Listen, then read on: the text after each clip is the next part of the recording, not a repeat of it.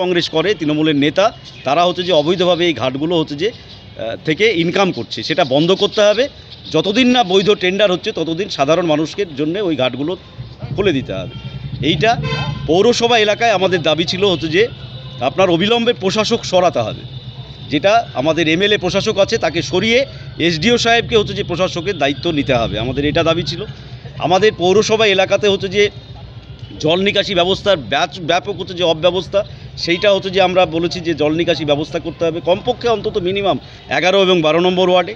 আমাদের এখানে ডোমকলে পৌরসভায় ব্লু টয়লেট নিয়ে চরম দুর্নীতি হয়েছে, যা কোনো জায়গাতে ব্লু টয়লেট না করে প্রায় 3 থেকে 3.5 কোটি টাকা হচ্ছে যে এখানে আত্মসাৎ করা হয়েছে। কারা আত্মসাৎ করলো, কিভাবে আত্মসাৎ হলো সেটা সবাই জানে ডোমকলের মানুষ।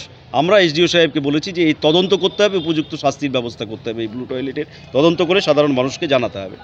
আমরা বলেছি যে হচ্ছে যে পৌরসভা এলাকায় ঘরের টাকা কখনো শুনছি বেনিফিশিয়ারির কাছে 9,000 টাকা ঢুকছে, কখনো শুনছি 15,000 টাকা ঢুকছে, কখনো 25,000 টাকা, যার কোনো সিমিলারিটি নাই, কোনো ইউনিফর্মিটি নাই।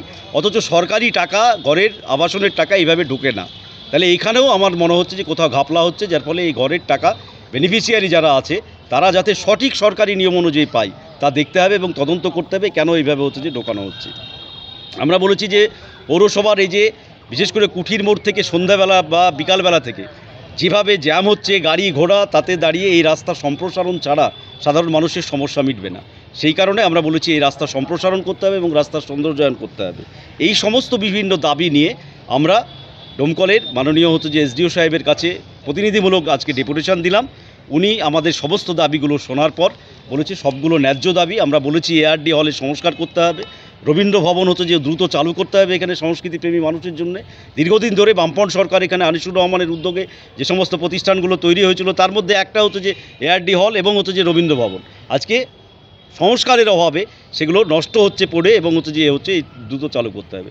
দাবিগুলো উনি বলেছেন যে যেখানে যেভাবে হচ্ছে যে দেওয়া দরকার আমি আমার দিক থেকে দেখব এবং আমি আন্তরিকতার সাথে এসডিও সাহেব বলেছে যে এই বিষয়গুলো হচ্ছে যে আমি যাতে হয় তা দেখব। এবং ব্লু টয়লেট এবং ঘাটের বিষয়ে আমরা বলেছি যে দ্রুত আপনাকে সিদ্ধান্ত নিতে হবে, ঘাটটাকে বন্ধ রেখে সাধারণ মানুষের জন্য হচ্ছে যে টাকা তোলা বন্ধ রেখে ছেড়ে দিতে হবে যতদিন না টেন্ডার হচ্ছে।